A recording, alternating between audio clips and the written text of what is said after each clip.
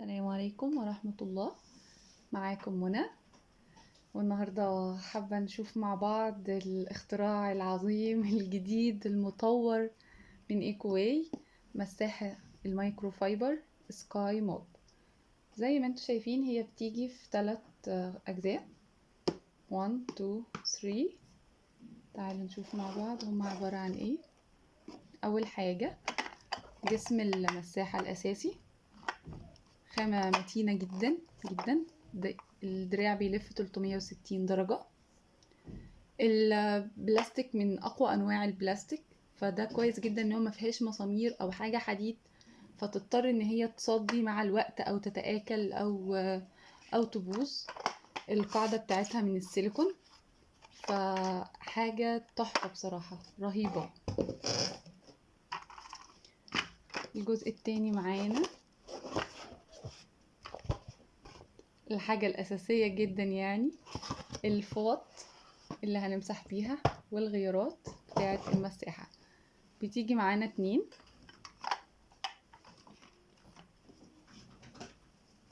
واحدة ليها شعيرات طويلة وقصيرة كده بالتبادل، تشبه شوية الشرشوبة، بس طبعا زي ما احنا متعودين القماش المايكرو فايبر لو هو انت شايفاه قماش عادي، هو في خصائصه ومميزاته وقطاعاته المفرغة من الداخل هو مش زي قماشة ابدا. يعني القماشة دي او القطعة دي بنستخدمها للامتصاص لما يكون في كم أتربة كبير جدا أو كم مية كبير، أو هنعمل مساحات واسعة يعني. فبتقدري بغيار واحد تقومي بكل المهام دي بكل سهولة. والغيار الناعم يشبه شوية فوطة التراب، تحفة للتلميع ومسح الأسقف والحيطان. ولو عندك زجاج اللي هو الإزاز البانوراما يعني رائع. بغيار واحد أو بالاتنين مع بعض هتخلي كل أجزاء البيت بتنضف. وأخيرا آخر جزء معانا دراع المساحة. زي ما انتوا شايفين ستيل قوي جدا ما شاء الله. ايد وزنها معقول، لا هي خفيفة قوي ضعيفة ولا هي تقيلة مش مريحة. تعالوا نجرب نركبهم مع بعض. القاعدة هنا على شكل سداسي، ولو بصينا هنا جوه الايد لو ظهر لكم في كمان شكل سداسي. فنحاول واحنا بنركب الايد جوه القاعدة نظبط الشكلين مع بعض بحيث الايد تثبت اقصى حاجة وما يأديش مع الوقت لتآكل الأحرف دي. يلا نشوف. دخلت بكل سهولة.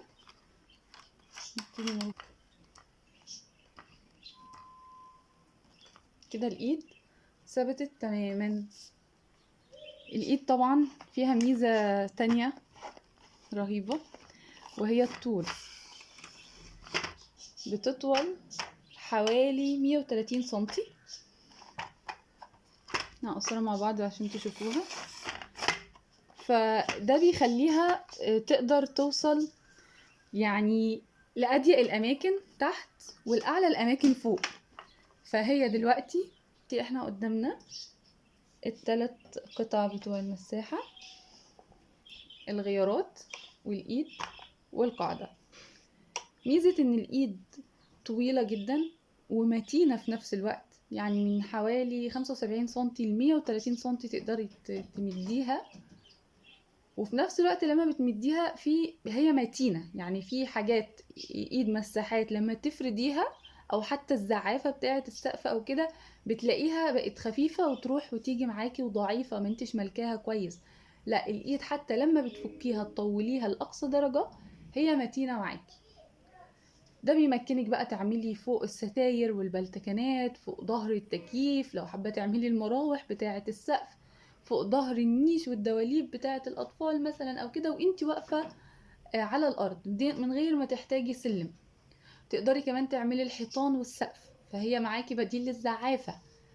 تقدري تعملي الشبابيك السلك، كنا بنعملها بقفاز التراب، لا دلوقتي من على بعد وبإيد المساحة الطويلة تقدري تعملي الشبابيك. تقدري تعملي تنضفي الابواب الازاز خصوصا الزجاج البانوراما، تحفة. توفر عليكي وقت وجهد جدا. زي ما قلنا بتوصل تحت الأضيق الأماكن، ودورانها 360 درجة بيساعد جدا على الموضوع ده، ومعاكي بتوصل فوق لأعلى الأماكن.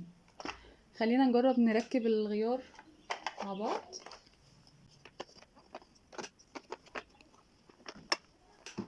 الساعة بتلف 360 درجة، لفينا القاعدة بس الإيد لسه هناك عادي.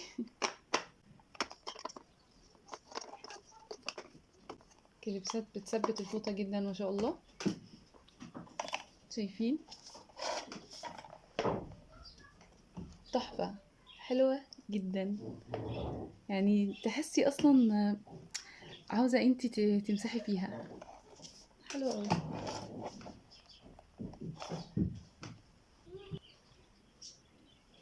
زي ما قلنا الغيار دوت بنقدر نمسح بيه كميات تراب كبيرة جدا، وكميات مية كبيرة جدا، ومساحات كبيرة من الشقة. ممكن كمان تنشفي بيه حيطة الحمام بعد الشاور، بيبقى متجمع عليها بخار مية ومية، مع الوقت بتعمل رطوبة، والموضوع ده مش صحي ابدا وعفن وكده. فنقدر ننشف بكل سهولة الحيطة بعد الشاور بالفوطة دي. خلونا نجرب نركب مع بعض غيار المساحة التاني.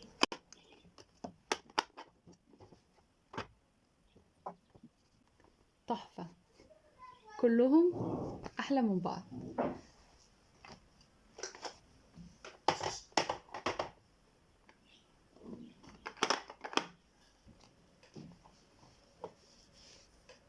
ايه رأيكم؟ حلوة قوي. على فكرة ناس كتير بتقول ازاي المساحة ما معهاش جردل. هي فعلا مش محتاجة جردل اطلاقا، وده بسبب قوة امتصاص العالية للميكروفايبر، سواء للأتربة أو للسوائل. الغيار ده كمان لو حابين نستخدم استخدامات إضافية للمساحة، ممكن بنركب عليه فوطة زي فوطة الإزاز. لو حابين نلمع حاجة من على بعد، نستخدم زي مثلا الألموتال والإزاز، نستخدم عليه فوطة الإزاز بكل سهولة.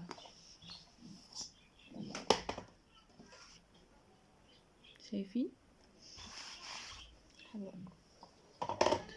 ممكن كمان نجرب الفوطة الموف.